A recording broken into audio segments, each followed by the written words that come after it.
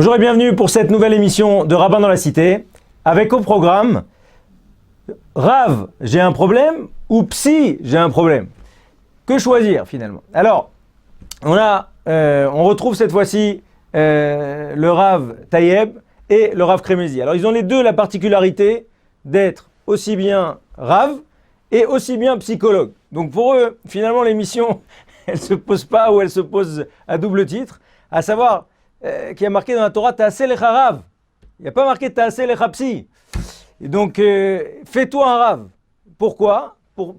Parce qu'un Rav, fondamentalement, et c'est ça qu'on va certainement approfondir aujourd'hui, mais un Rav, c'est celui qui va te faire gagner énormément de temps parce qu'il va connaître ta psychologie et il va savoir que te dire ou ne pas te dire pour t'amener et pour te faire évoluer. D'accord? Et c'est ça qu'il faut savoir si oui ou non, le psy, dans certains cas de figure, est peut-être plus adapté que le Rav. Est-ce qu'on va voir Bezrat Hashem? Alors, la fois passée, quand on s'était retrouvés tous les trois, on avait donné la parole à Rav Tayeb au début. On va poser la première question cette fois-ci à Rav Israël Meir Kremezi. Est-ce que, et là je sais que vous avez un avis bien tranché sur la question, est-ce que tout rabbin est forcément psychologue? À savoir finalement, est-ce que par le fait qu'il s'est approfondi dans l'étude de la Torah, il a nécessairement développé des qualités d'écoute, de finesse et de psychologie? Alors, vous avez parlé de psy, le mot il veut dire deux choses, psychologue, psychiatre. Donc il faut savoir qu'il y a deux différentes choses. Les gens qui vont voir des psychiatres, c'est des gens malades, avec de véritables maladies. Et de la même façon que quand on a un pied cassé, on ne va pas voir un rabbin, ni on va voir un admour, on va à l'hôpital pour se faire opérer. Donc quand on a une véritable maladie psychiatrique... Ça dépend des chassidim, Rav. Hein. Alors, ouais, mais on prend une bracha chez le Rav et on va chez le docteur pour se faire opérer. Alors, quand on a des maladies psychotiques, le rabbin ne peut pas faire grand-chose parce qu'en général, ça se traite avec des médicaments. Donc d'abord, quand il y a une maladie véritable, d'abord, je pense pas qu'il y a de question. On parle directement psychiatre. Non, clairement, on parlait d'un psychologue voilà. ici. Donc déjà, dans ce niveau-là, il faut savoir que le Rav peut pas nous aider grand-chose. Il faudrait aller voir un médecin, c'est 10 ans d'études, et on pense pas que le Rav pourra nous aider parce qu'il pourra pas nous fournir des médicaments. Donc d'abord, on met les maladies psychiatriques d'un côté. En ce qui concerne avec les maladies psychologiques, vous avez mélangé entre un Rav et un psychologue. Je pense que je vais me faire tirer les oreilles avec ce que je vais dire. Mais d'abord, il faut savoir qu'est-ce que ça veut dire un Rav. Aujourd'hui, Baruch Hashem, avec la Torah qui grandit très vite, aujourd'hui avec les médias sociaux, toute personne peut enregistrer un shiur et se faire appeler Ravintel, Ravintel, Ravintel, Ravintel, et prendre beaucoup de notoriété. Très rapidement, avec les médias sociaux, il peut préparer un bon shiur, quelque chose de très intéressant, et il peut avoir des milliers et des centaines de milliers de personnes qui peuvent l'écouter. Est-ce que, automatiquement, parce qu'il a un bon cours de Torah, qui est intéressant et qui prépare bien, il est obligatoirement un Rav? Et ça, c'est la véritable question qu'on a. Beaucoup de personnes vont voir certaines personnes qui leur donnent des cours et des conseils en pensant que c'est un Rav.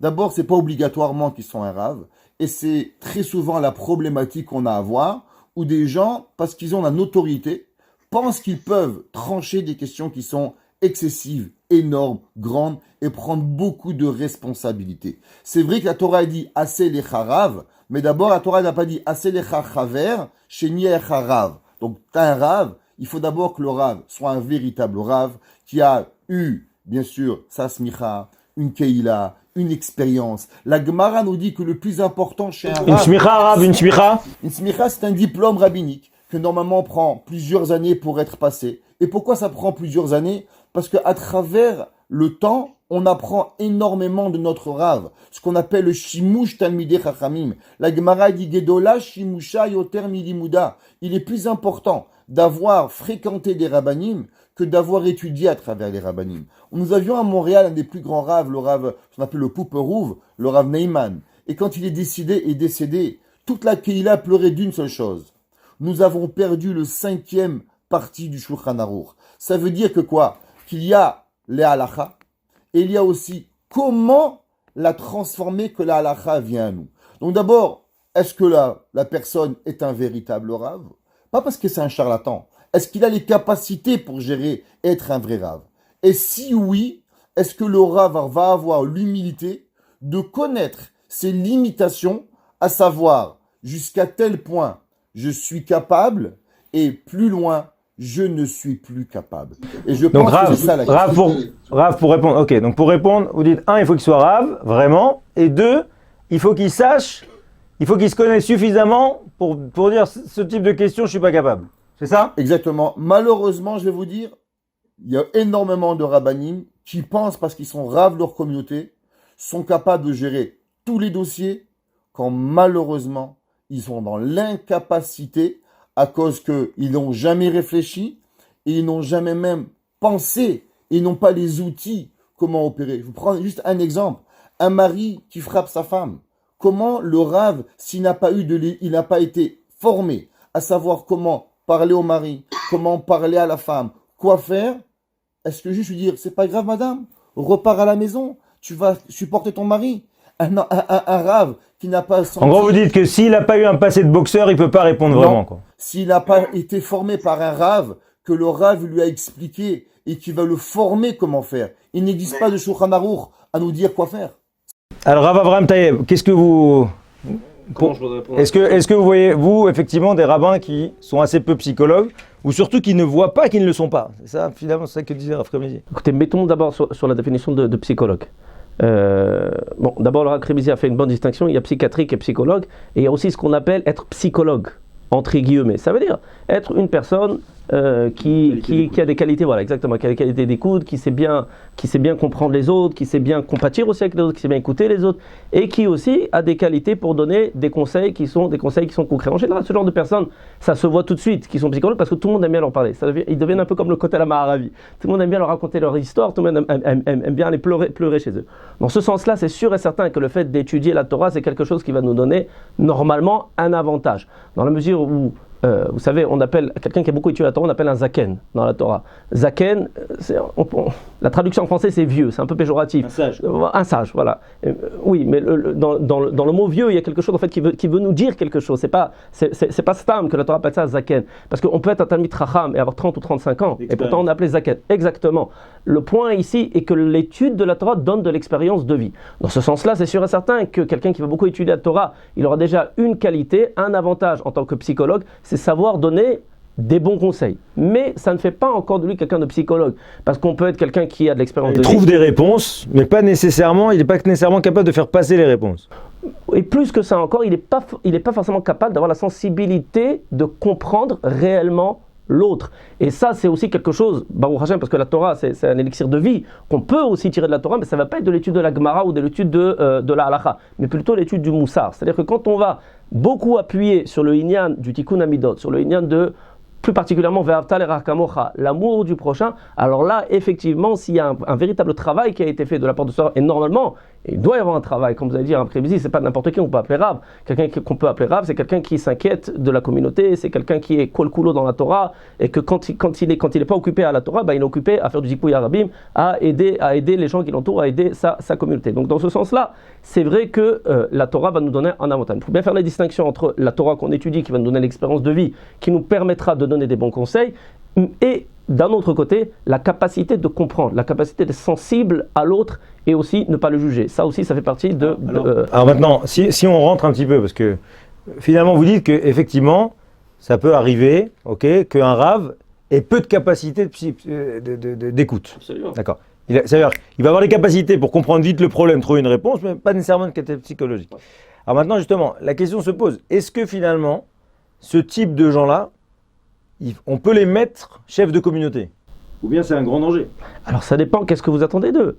Il y a des communautés maintenant où on attend du Rav de répondre à des problèmes de halakha. Pour ça, il n'y a pas de problème. Si maintenant le tafkid du Rav, on attend du Rav maintenant qu'il répond à des questions sur des Ichot Nida, ou des questions sur les Ichot de Kashrut, des questions sur les Ichot de Shabbat, il n'y a pas de souci. En règle générale, une communauté attend quand même plus d'un Rav. Quand on va plus maintenant toucher dans les problèmes de Shlom Bayit, par exemple, des problèmes dans l'éducation des enfants, c'est évident que là, il faut être un minimum psychologue. On peut pas traiter les problèmes de Shlom Bayit sans aller dans des cas extrêmes, comme vous l'avez dit, Rav Kremezi, d'un mari qui frappe sa femme. Là, c'est vrai qu'il faut une véritable formation, mais pour des problèmes plus simples de Shlom Bayit, c'est sûr qu'il faut être un minimum psychologue, il faut un minimum comprendre, avoir cette capacité d'écoute, comme vous l'avez dit, et de compréhension, et aussi de compatir, et surtout de ne pas juger. Parce que c'est vrai que quand on est dans le jugement, d'ailleurs, la Mishnah nous enseigne, ne juge pas ton prochain jusqu'à ce que tu arriveras à sa place. Le Sfat Emet nous dit, et comme tu n'arriveras jamais à sa place, parce que même si tu es dans la même situation, chaque être humain est unique et il n'est pas le même, donc dans le vécu, ça peut jamais être pareil, tu ne peux jamais juger ton prochain. Tu peux dire, cette action qui a été faite,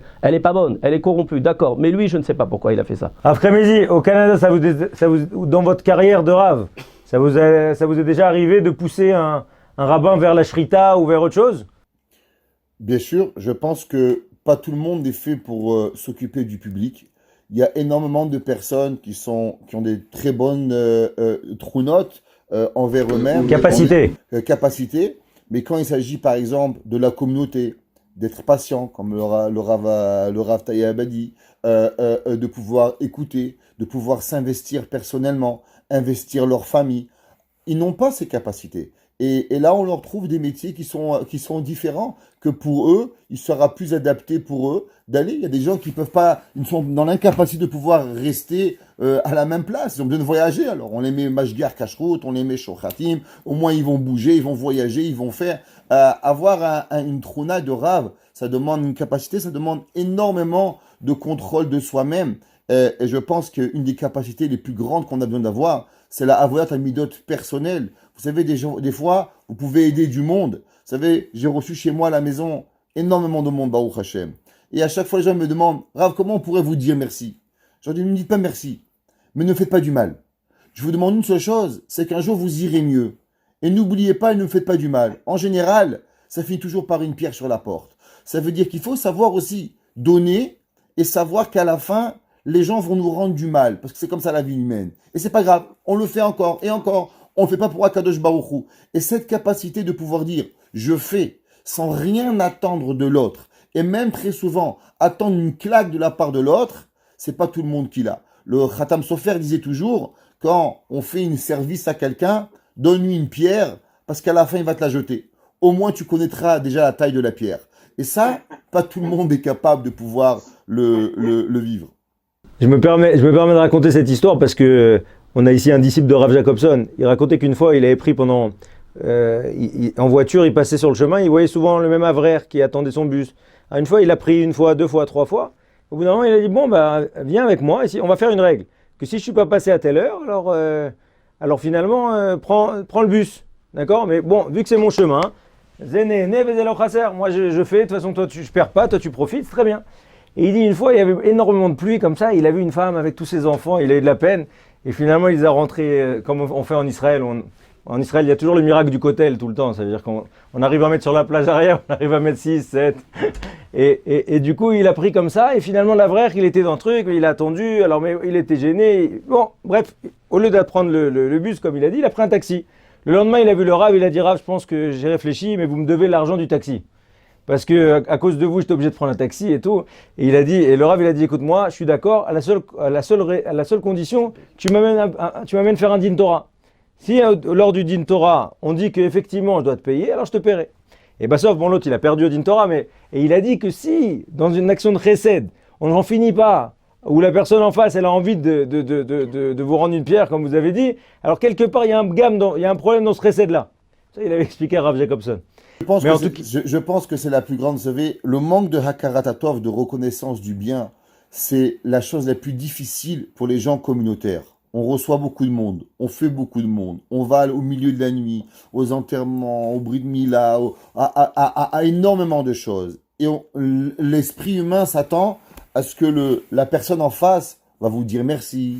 On a toujours ce petit doute, est-ce que cette personne, Baruch Hashem, il y en a qui le font, mais en général, les gens rentrent dans leur vie, non seulement ils vous disent pas merci, mais à la fin ils vous critiquent même. Et je pense que pas tout le monde a cette capacité de pouvoir gérer ses émotions pour pouvoir être un rave communautaire. Et si on n'a pas ça nous-mêmes, alors comment on peut le demander à d'autres personnes qui ont des difficultés? Il nous est beaucoup plus difficile. Donc c'est pour ça que je pense que pas tous les rabbanim, pas toute personne a la capacité d'être un rave, et encore moins d'avoir cette capacité d'écoute pour pouvoir être un peu psychologue, comme l'a dit le Rav Taïeb. Alors, est-ce que dans des cas où même son Rav est psychologue, d'accord, et on n'a pas plus de facilité, du fait de la proximité avec son Rav, je me pose la question à Rav Taïeb, à aller voir finalement peut-être un psychologue plus neutre, Après, on verra s'il doit être même quel type de psychologue. Mais Oui, c'est sûr. est-ce que c'est pas plus simple de parler justement avec quelqu'un payé pour nous écouter? Oui, c'est sûr, c'est bien connu. C'est pas seulement le problème que vous le payez, parce que si vous voulez payer le rave, ça va aussi. Vous pouvez faire un don aussi. Donc le problème, c'est que c'est évident que quand on veut maintenant dévoiler quelque chose qui est une chose qui nous fait un peu honte, c'est sûr et certain qu'on va plus avoir de mal à le dire à son rave ou même à son meilleur ami qu'un psychologue, parce que le psychologue, à la limite, c'est quelqu'un qui est neutre. Là, ça va aussi dépendre de l'attitude du rave. Comme on l'a dit tout à l'heure, pour être psychologue, il faut savoir comprendre, il faut savoir écouter, il faut savoir se mettre un peu dans les chaussures de l'autre, mais il y a aussi cette qualité première de ne pas juger. Si la personne ne se sent pas jugée, normalement, une fois, deux fois, trois fois, quatre fois, elle pourra même dire à son rave des choses qui sont vraiment des choses très intimes et desquelles peut-être il a honte. Ça va dépendre en fait du rave. C'est le rave en fait qui doit donner un feedback à la personne qui est en train de lui parler, qu'il n'est pas en train de le juger et qui le comprend. Encore une fois, bien que l'action, elle n'est pas bonne, on ne va pas dire maintenant une personne qui a fait un péché, c'est bien ce que tu as fait, mais on va faire la distinction entre l'action et entre la personne. Et je crois que c'est le secret pour réussir à être dans les kavzerhout, à juger favorablement. Très souvent, quand on écoute un cours de Torah sur la les kavzerhout, juger favorablement, on est tout feu tout flamme, on veut juger tout le monde favorablement, et puis après on se casse la figure. Pourquoi? Parce qu'on fait l'amalgame entre l'action et entre la personne. Je veux tout jouer favorablement. Je me rends bien compte que je suis complètement dans l'utopie, c'est faux. S'il y a une action qui a été faite, c'est une action, elle n'est pas bonne, elle est corrompue, eh bien il faut le dire. Cette action, elle n'est pas bonne, elle est corrompue. D'ailleurs, le Rambam, lui, dans les chemins d'Aprakim. Mais faire la distinction entre la personne et l'action. À partir du moment où le Rav a cette approche, et c'est ça qui rayonne, alors normalement, on peut se confier à son Rav presque comme on pourrait se confier, je dirais même encore mieux que son meilleur ami, parce que son meilleur ami, on a honte, mais à une personne, à la limite, qui serait étrangère, et puis ça nous fait ni chaud ni froid, la façon dont il nous voit, ou il nous regarde, ou la façon dont il nous juge. Alors, Crémizy, vous êtes d'accord avec ça? Je pense que dans le Rav, ultimement, est la meilleure personne pour pouvoir parler, parce que plus que tout, il connaît nos qualités. Et quand on va voir un psychologue, très souvent, on lui parle que de nos problèmes, et il n'a pas encore vu nos qualités. Si on arrive à parler à notre Rav, on peut avoir devant nous la meilleure personne qui peut nous aider, parce qu'il peut bâtir sur nos forces et nous faire oublier nos difficultés. Ça veut dire oublier, ça veut dire pas oublier complètement. Dans l'encouragement, vous voulez dire? Ah, exactement. Le psychologue va vous prendre très souvent, mais si on arrive à avoir cette vraie connexion, le Rav voit qu'on se lève le matin, voit qu'on est un bon papa, voit qu'en général on est gentil avec notre épouse, voit qu'on est travailleur. Donc il connaît tellement de bien de nous que c'est dommage d'aller chez quelqu'un où il va devoir trouver et chercher nos qualités, quand le Rav, si vraiment il a ses capacités, peut nous aider tellement plus rapidement et très souvent mieux qu'un psychologue, si le Rav a les capacités d'un psychologue. Et alors, est-ce que vous pensez que, alors justement, a fortiori en rebondissant sur ce que vous venez de dire, est-ce que vous pensez qu'un homme, en tout cas un juif, pratiquant, religieux, il peut se passer même un jour d'un Rav? D'avoir un Rav, d'avoir une adresse? Je pense pas. Personnellement, je pense qu'il nous est impossible de ne pas avoir un Rav. Même Rabbi Nachman de Breslev a écrit toute une Torah sur ça, et énormément de rabbanim, à savoir aujourd'hui qu'il y a des livres. Et la question est claire, aujourd'hui vous avez Internet, vous avez AdScroll, vous avez Mesifta, vous avez énormément de livres. Est-ce qu'aujourd'hui que nous avons accès à de l'information, est-ce que Torah Box, on peut poser des questions à tout le monde, mais est-ce que ça nous perd le devoir d'avoir un Rav vivant, un Rav avec qui je vois? Attention, parce que la Gemara dans Hérovin, là-bas, Daf Samer Bet, Samer Gimel, elle dit Dafka que ouvrir les livres. Je crois que c'est d'après ça n'a rien à voir. Ouvrir les livres, le Rav disait toujours, dans les livres est écrit ce qu'il faut dire, et moi je dis qu'est-ce qu'il ne faut pas dire. Ça veut dire que non seulement parler au Rav, mais voir le comportement du Rav, voir comment le Rav vit, voir comment le Rav parle à sa famille, voir comment le Rav, en moment de stress, moi j'étais à Baruch Hashem, j'ai eu le mérite d'être à des moments extraordinaires avec des géants de la Torah, le jour de leur mariage de leurs enfants, le jour de la perte de leurs parents, Bar Minan, et j'ai appris comment gérer nos émotions, comment vivre, comment être, à tous ces moments. Il écrit dans aucun livre. Vous pouvez écrire 100 millions de livres. Vous n'allez jamais vivre ces réalités comme on les voit avec un Rav. Et je pense qu'il nous est impossible de vivre en tant que juif sans avoir un Rav. Et alors, Rav, vous pensez qu'on peut avoir plusieurs Ravs en même temps? Avoir plusieurs Ravs. Bon, écoutez, d'abord la Mishnah dans Avot, chapitre 1, Mishnah 16, Dosen Aselecha Rav ve Istalek Minasafek. Fais-toi un Rav et libère-toi du doute. Donc c'est sûr que la Mishnah nous dit qu'il faut avoir un Rav. Alors c'est vrai que le Rav Adir Bartanoura nous expliquait qu'on parle plutôt de halakha. Quand on parle de limoud, c'est-à-dire s'intéresser un petit peu chez plusieurs rabbanim, dans la façon dont ils ont d'étudier la Torah, c'est sûr qu'on peut avoir plusieurs. Non, mais est-ce que je peux avoir un Rav pour des questions de business, un autre Rav pour des questions d'éducation, un autre Rav, vous voyez ce que je veux dire? Tout le monde ne tient pas en une seule personne. Écoutez, on va dire qu'en ce qui concerne la halakha, il faut avoir un Rav. Parce qu'on ne peut pas maintenant jouer sur plusieurs Ravs. Vous savez, il y a des personnes qui aiment bien demander à leur Rav, parce qu'ils aiment un Rav sur certaines questions, d'autres Rav sur certaines questions, parce qu'ils ont remarqué que ce Rav il est plus cool par rapport à des questions de Nida, et ce Rav il est plus cool par rapport à des questions de Shabbat. D'accord? Et quand vous allez arriver après 120 ans, on va vous dire, alors pourquoi tu as fait ça? Ben, j'ai compté sur la vingtaine. Bon, amenez-le là. Oui, tu as compté sur moi ici, mais là, tu n'as pas fait comme moi j'ai dit. Et là, alors là, il y a un problème, vous comprenez? Donc, en ce qui concerne la halakha, faisons un peu d'ordre, il faut avoir un Rav.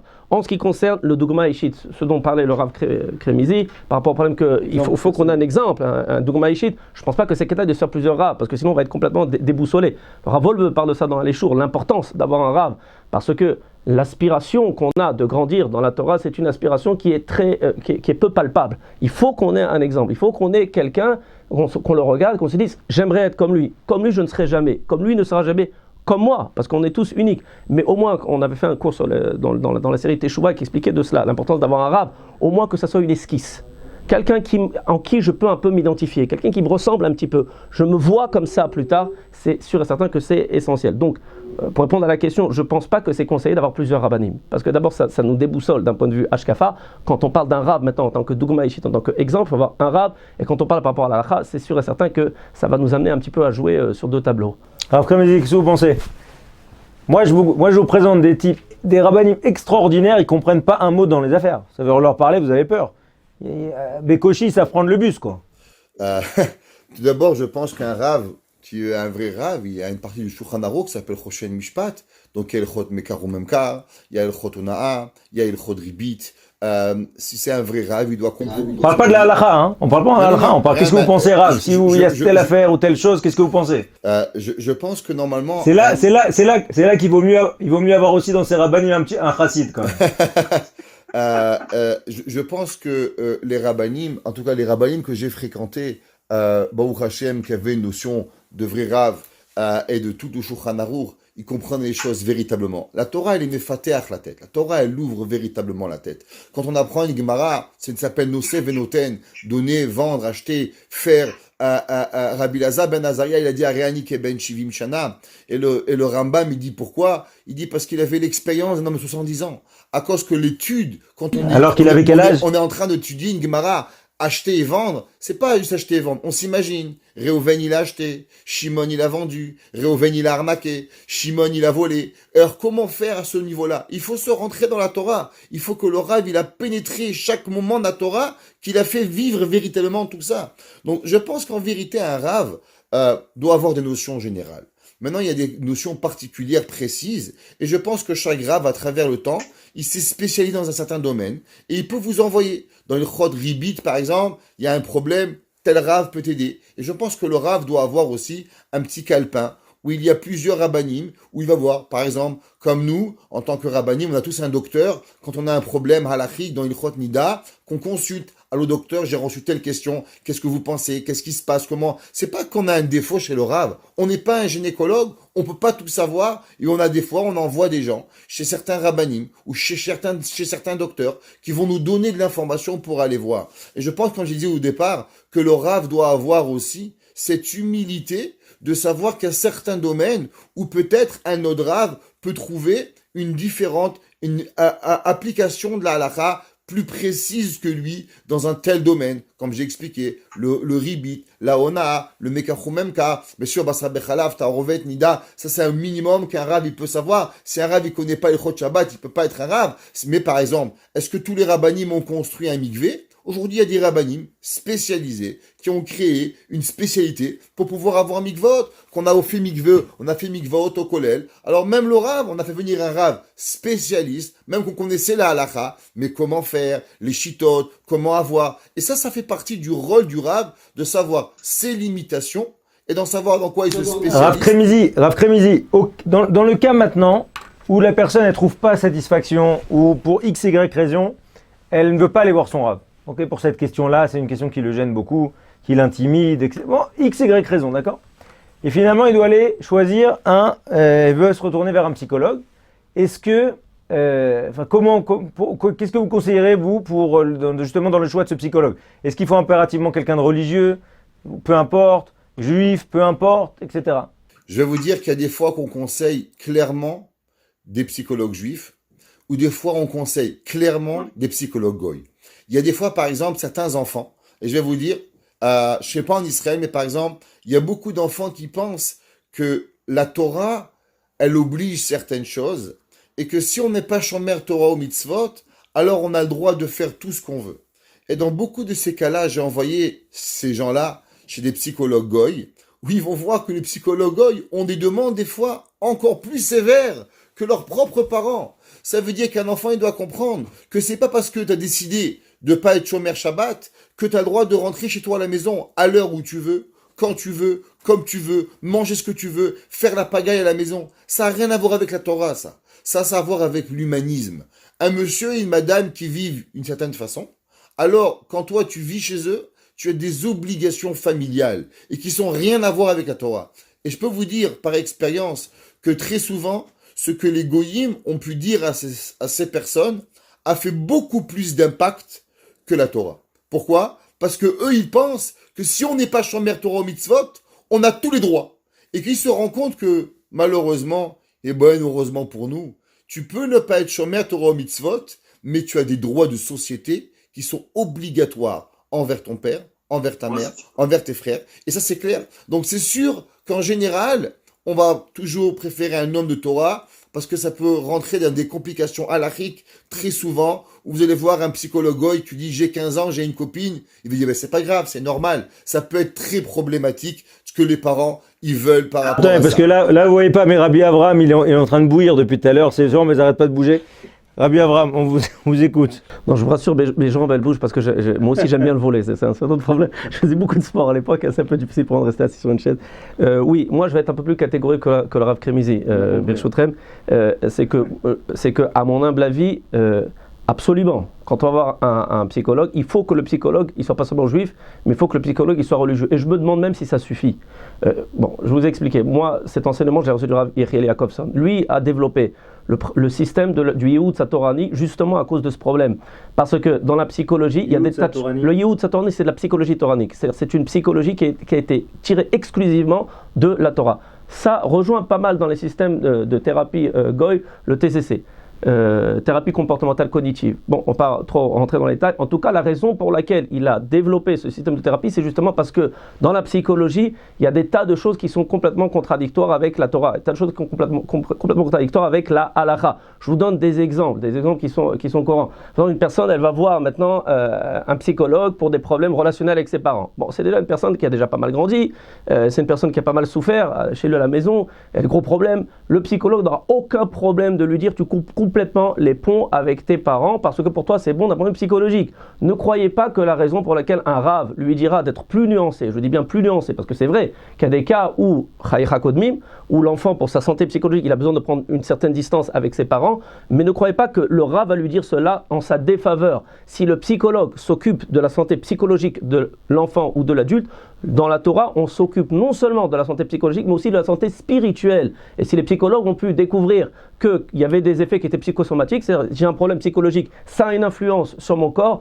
nous on dit beaucoup plus que ça. Nous on dit que de la neshama ça démarre. De la neshama ça démarre et ça va avoir une influence sur la psyché, bien que la psyché, d'après les goïms, ça s'appelle l'âme, mais ils ne traitent pas l'âme, ils traitent en fait le conscient et l'inconscient, mais ils ne traitent pas l'âme. Donc c'est sûr et certain que dans ce sens-là, il faut que...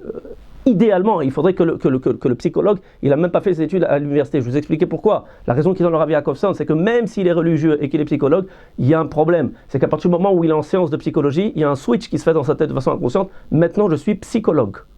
Alors, s'il y a quelque chose qui est évident, qui est interdit d'après la halakha, il ne va pas le dire. Mais c'est sûr et certain qu'il y a des choses qui ne sont pas bonnes, qui risqueraient de passer. Aussi dans les problèmes de Shlombaï, une femme vient voir un psychologue et dire je souffre terriblement, je prends avec mon mari. Le psychologue avait la conclusion que pour son intérêt à elle, il faut qu'elle divorce de son mari. Je ne dis pas que nous on va toujours dire qu'il ne faut pas divorcer, mais je dis que le problème va être pris en considération de façon différente. C'est marqué dans la Gemara que pour chaque couple qui divorce, la Shrina elle pleure, elle verse des larmes. Et encore une fois, On n'est pas ici en train de juger En tout cas, on comprend que vous avez deux avis très tranchés. C'est intéressant. Je pense pas qu'ils sont très tranchés. Je pense qu'ils sont. Ouais. Je pense juste qu'il faut savoir dans quelle est la difficulté et par rapport à la difficulté, il faut choisir. Ça veut dire que si le problème, il touche un problème halachique, alors il va être certain qu'il va falloir trouver la bonne personne. Mais très souvent, je pense que dans des cas extrêmes, malheureusement, la figure rabbinique mais orthodoxe, elle ne peut pas aboutir à un point. Quand vous avez un enfant qui est rebelle et qui pense qu'il peut tout casser à la maison parce qu'il n'est pas religieux, eh ben, le rabbin ne peut pas faire grand chose. À l'inverse, quand on va lui parler, qu'un goy va lui dire, mais mon fils, monsieur, t'as des parents, t'as une maison, t'as l'obligation civique de te comporter correctement, qui a rien à voir avec la Torah, ces mots peuvent faire beaucoup d'impact. Mais c'est certain que, par exemple, très souvent, comme le Rav a dit, qu'un psychologue n'aura pas de problème de lui dire « fais telle avéra », eh bien, soit par Shomer Shabbat, ça peut causer des problèmes réels dans un foyer juif. Donc, je ne pense pas qu'il y a différence, mais je pense qu'il y a d'abord analyse du problème, et par rapport à ça, trouver la bonne thérapie qui peut apporter à la personne. Alors, dernière question, on va finir là-dessus, on va laisser la parole à Rav Tahe pour terminer. Est-ce que dans le cas, on a choisi son Rav, on a choisi son psychologue, est-ce que pour justement que la réponse fasse effet, pour que les gens vraiment se soulagent, etc., est-ce qu'on doit pouvoir parler de tout avec son Rav et de tout avec son psychologue? Alors, ça rejoint un petit peu ce qu'on a dit tout à l'heure, c'est-à-dire que oui, idéalement, il faudrait pouvoir parler de tout avec son psychologue, parce que les problèmes qu'on a, ça peut être des problèmes de comportement, ou ça peut être des problèmes d'état d'âme ou de pensée, ils ont souvent en fait leur shoraï, ils ont souvent leurs racines dans des problèmes qui sont plus profonds et très souvent dans des problèmes qui sont intimes. Donc oui, c'est sûr et certain que s'il y a une barrière et qu'on ne peut pas tout dire à son rab, on pourra automatiquement, on ne pourra pas régler tous les problèmes. Et là, c'est sûr et certain que ça va dépendre aussi du rab, c'est-à-dire que le rab, il va devoir donner un bon feedback, il doit devoir donner la sensation à la personne qui est en train de lui parler. C'est pas seulement la sensation, il doit vraiment le vivre, qu'il n'est pas en train de le juger. Et là, normalement, si la personne est habituée à parler avec un rab comme ça, elle pourra tout lui dire, et donc on pourra aller assez profond pour régler des problèmes de fond. Rav Israël Meir, je vous laisse le mot de la fin. Je pense qu'une personne doit avoir au moins une personne avec qui elle doit pouvoir parler de toutes ses difficultés. Idéalement, je pense qu'un homme et sa femme devraient être capables de parler de tout. Et je pense que normalement, un homme qui aime sa femme, la femme qui aime son mari, s'il y a véritablement d'amour, ils ne se jugent pas, alors au moins on a la garantie que le mari peut tout dire à sa femme, la femme peut tout dire au mari, et déjà énormément de problèmes sont déjà résolus à travers le mari et la femme si elles sont deux bonnes personnes. Dans le cas où le mari ne peut pas tout dire à sa femme, ou dans le cas où la femme a une difficulté qu'elle ne peut pas tout dire à son mari, rester avec le problème à l'intérieur, il va être impossible de pouvoir véritablement être heureux ou heureuse et avancer dans la vie avec des difficultés qui nous dérangent. C'est pour ça qu'il faut trouver au moins une personne dans la vie avec qui je me sens à l'aise, véritablement, de pouvoir dire tout ce que je ressens pour pouvoir m'alléger mon intérieur, pour pouvoir véritablement grandir. Si c'est le Rav, c'est le Rav. Si c'est son psychologue, si c'est son psychologue. Mais si quelque chose est en vous et vous avez besoin de le partager, je ne pense pas qu'il est possible humainement à quelqu'un de pouvoir l'enfouir dans lui et pouvoir croire qu'on aura une vie normale. Donc c'est pour ça que je pense qu'il nous est impératif d'avoir au moins une personne avec qui on pourrait ouvrir son cœur totalement de toutes ses difficultés pour pouvoir au moins se confier et avoir l'amour qu'on a besoin, parce que très souvent, c'est juste la compassion et l'amour qu'on a besoin de l'autre. Et le fait de l'avoir dit, comme la Gemara a dit, le souci dans le cœur d'un homme, le fait d'en parler, nous donne déjà énormément de liberté pour pouvoir emmagasiner d'autres informations, d'autres difficultés et affronter la vie du bon pas où l'on veut que chacun de nous soit heureux et heureuse dans nos vies quotidiennes. D'accord, après-midi. Donc si, pour conclure, on comprend bien qu'il faut que chaque homme devienne un Rav et qu'ils essayent de se marier éventuellement avec une femme psychologue. Comme ça, on arrive à résoudre le problème dans tous les sens. En tout cas, merci beaucoup, Kvoda Rabbanim, pour votre participation, en espérant qu'on ait pu apporter des bonnes pistes de réponse. À très bientôt.